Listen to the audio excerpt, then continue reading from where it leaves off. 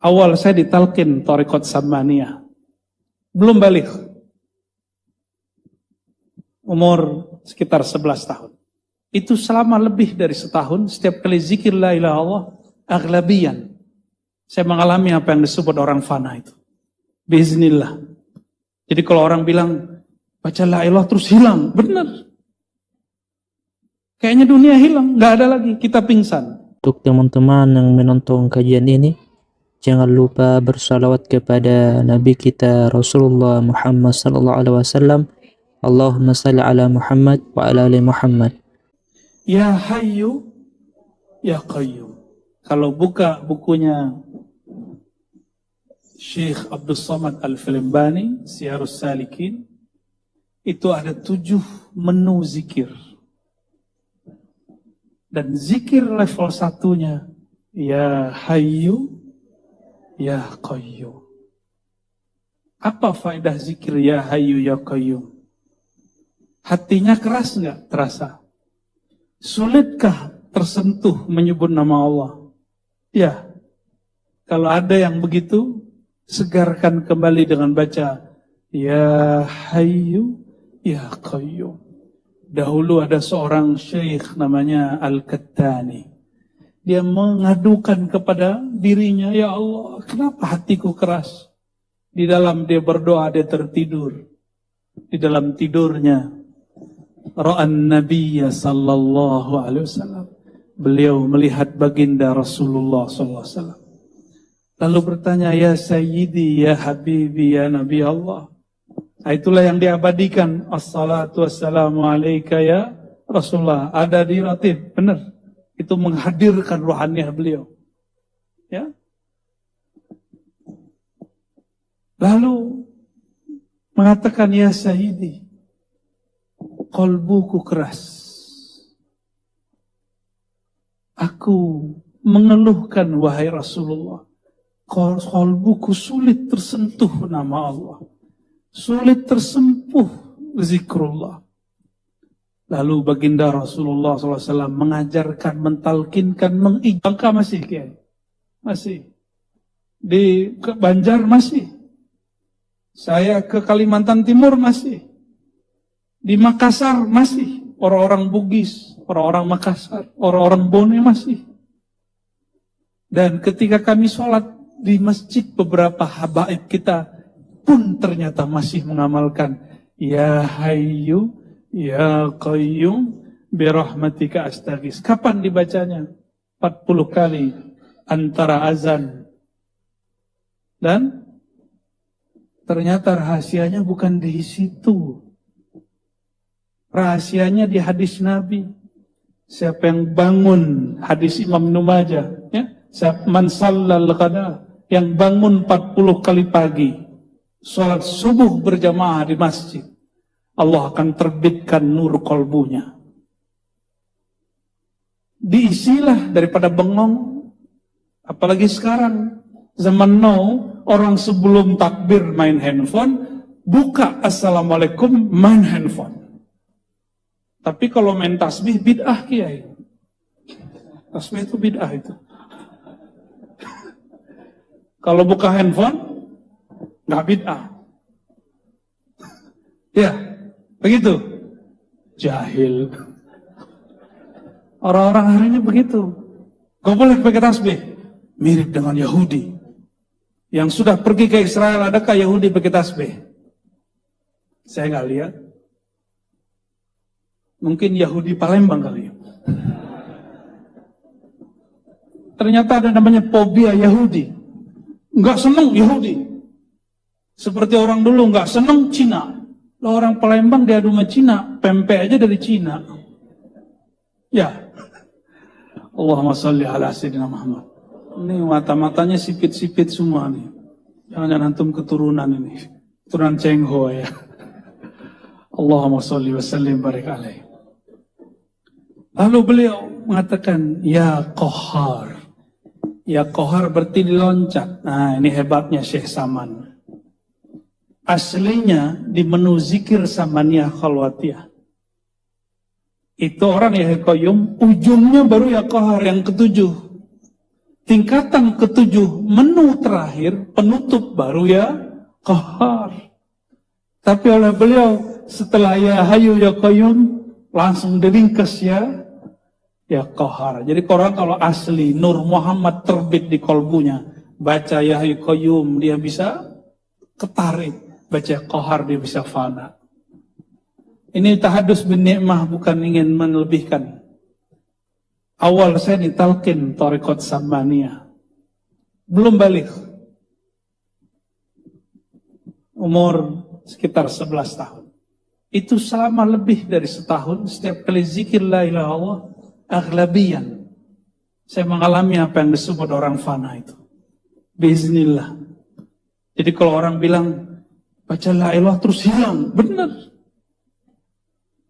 Kayaknya dunia hilang, nggak ada lagi, kita pingsan. Itu awal-awal zikir, pingsan. Lama-lama tetap duduk, tapi sudah tidak tahu diri lagi. Yang tahu hanya Allah, Allah, Allah. Beliau ahli zikir mengalami itu semua. Mengalami itu semua. Syekh Abdul Samad Al-Falempani yang awal ditalkin oleh Syekh Muhammad bin Saman mengalami hal itu. Karena itu thariqah jazbah. Jazbah ini kalau dizikirkan diketarik. Nah hebatnya kalau rotibnya dilakukan, jazbahnya hanyut dalam dengungan suara. Kalau enggak, pasti pada teriak-teriak. Ya. Saya sudah ketemu banyak orang-orang ahli zikir, Saman, Qadiriyah, dan lain-lain, yang tidak menyenandungkan selawat dan tahlil, pasti mereka semuanya sering teriak-teriak. Allah, Allah. Di sini jarang ya. Kenapa? Karena energi jazbahnya dialirkan lewat selawat yang didendangkan. Itulah sir baca tawassul berirama. Nah, maka kami kalau ada murid mau talqin, itu disuruh dulu buka kolbumu dengan izin Allah, baca ya Hayyu Qayyum 40 hari. Kadang-kadang 7 hari sudah kita panggil. Kadang-kadang baru ketemu, sudah langsung ditalqin. Tergantung rezeki dia. Dan itu luar biasa. Orang yang zikir ya Hayyu Qayyum, ditalqin zikir nama Allah. Coba baca nama Allah. Allah. Ditalqin nama Allah. Dia akan merasakan indahnya memandang dirinya, menyebut nama Allah Subhanahu wa ta'ala. Tapi bab ini saya nggak boleh cerita lebih. Nanti datangin aja mursyid-mursyidnya. Ya, nanti insya Allah dapat rahasianya. Ya Qahar, ya Ali, ya Azim, ya Jabbar. Ini juga sama, ini bagian dari asrar. Ya Rabbi wahfazna ilal mamat min fidatiz zamani wal afat.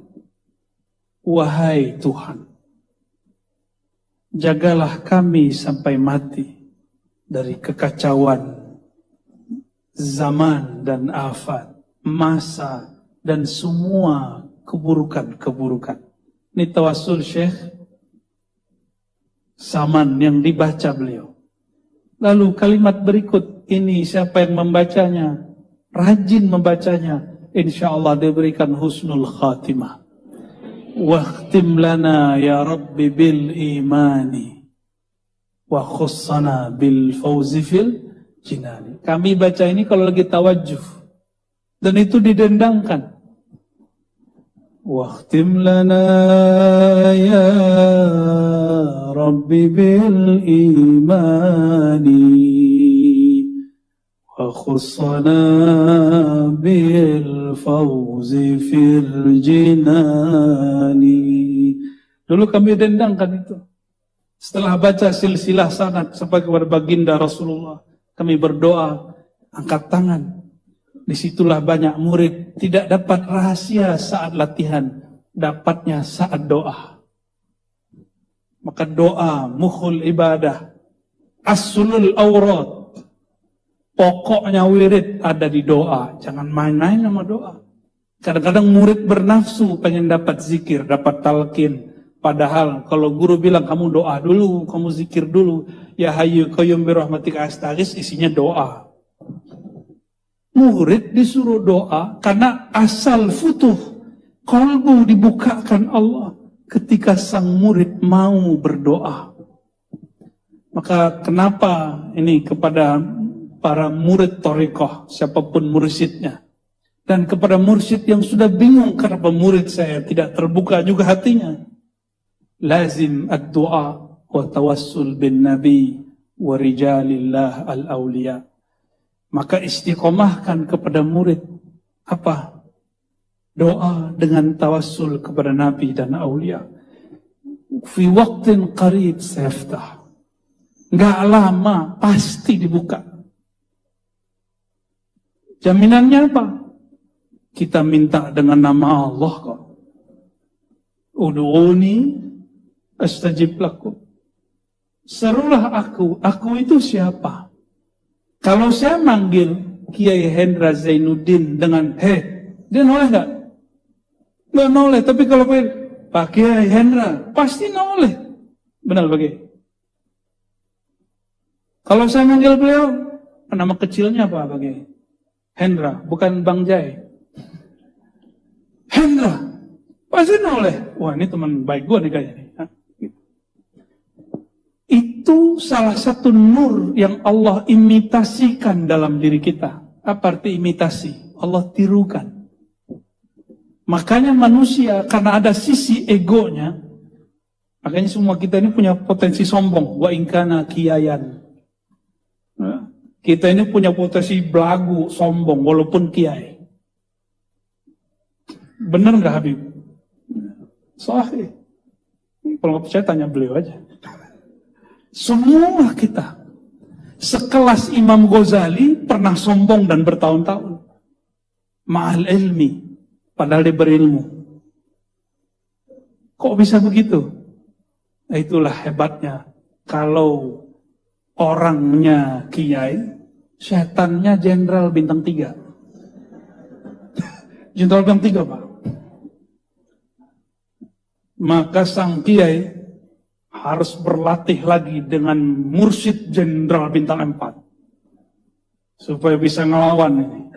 Kalau nggak lewat pasti. Itulah hebatnya tawassul. Tawassul itu numpang dengan Rasulullah, bukan nyembah Rasul. Yang dituduhkan orang-orang, oh sufi-sufi ini agama penyembah orang mati. Benar nggak? Masih hidup tuh orangnya sekarang di Saudi, ya. Saleh Fauzan. Ya. Apa kata dia? Sufi ubadul kubur. Para sufi itu, beliau tahu nih, Syekh Saleh Fauzan itu beliau ngerti karena lama di Saudi. Benar Habib. Apa kata Syekh Saleh Fauzan? Ghafarallahu lahu, semoga Allah ampuni dia dengan kalam ini. Sufi itu ubadul kubur, penyembah kubur. Saya mau tanya, yang hadir siang ini, pagi ini, nyembah kubur nggak? Nyembah Abah Zain nggak? Kita bukan menyembah, kita mahabbah. Kan? Mahabbah. Karena kolbunya mafi hub. Nggak ada hub di kolbunya. Yang ada itu, Allah itu tukang ancam. Jadi mereka itu mengenal Allah Babul Jalal. Sedangkan Abah Zain mengajarkan kita Babul Jamal. Babul Jalal itu Allah tuh ngancam. Kamu gak sholat, neraka lo. Ada yang begitu gak ngajar anaknya? Kayaknya semuanya begitu nih. Wajah-wajah tukang ancam semua ini. Kalau anak gak sholat, biasanya babehnya gak sholat depan anaknya. Ternyata untuk anak gak perlu pakai teori macam-macam. Sholat depan dia. Pasti dia ngikut. Di waktu dia kecil, kalau udah gede malu dia. Gengsi ya ikut abah. Fatihahnya nggak bener. Abahnya antum bukan Abah Zain. Ya. Nah, di sini kemudian beliau berdoa. Waqtim lana. Inilah doa husnul khatimah yang menjadi penutup kajian kita.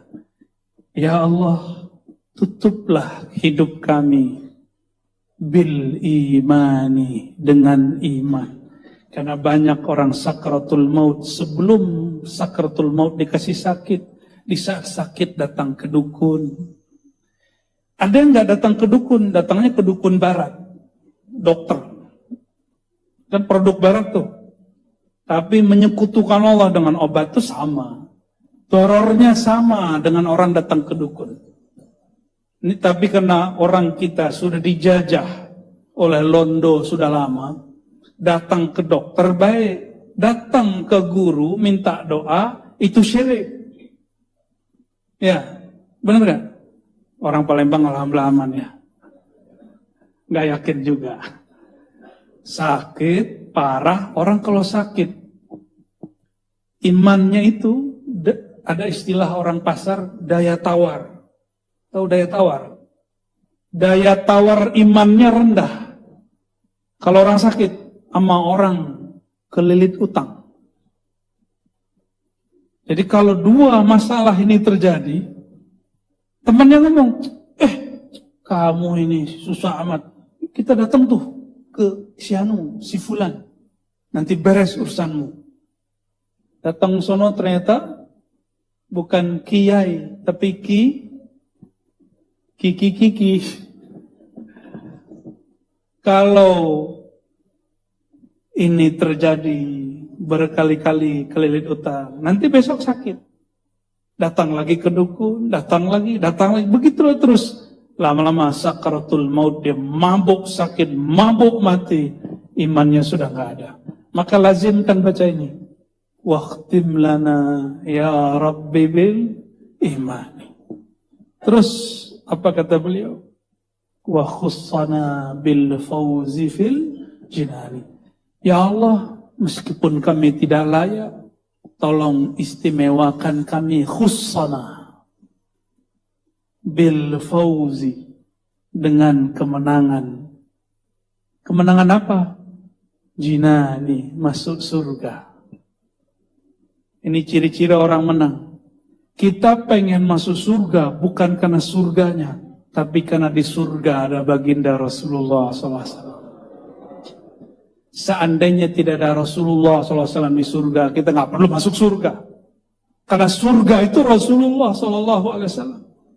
Jika taman surga itu taman orang yang mengikuti zikir-zikir baginda Rasulullah SAW, maka sebenarnya hakikat surga itu beliau. Maka disebutkan nikmat tertinggi di surga memandang Allah. Bukan menikahi 72 bidadari. Itu norak itu. Apalagi ngebom cuma karena pengen nikahin 72 bidadari. Itu namanya sorga syahwat. Kalau 72 di dunia aja. Bulan ini di sini, bulan depan gitu. Ya. Perlu tiap hari beda-beda. 3 bulan selesai itu. Kalau cuma pengen dapat 72 bidadari, itu surga syahwat, surga nutfah. Ternyata ada surga yang lebih tinggi, surga ru'yat. Wujuhu yawma idzin nadhirah ila rabbiha nazirah.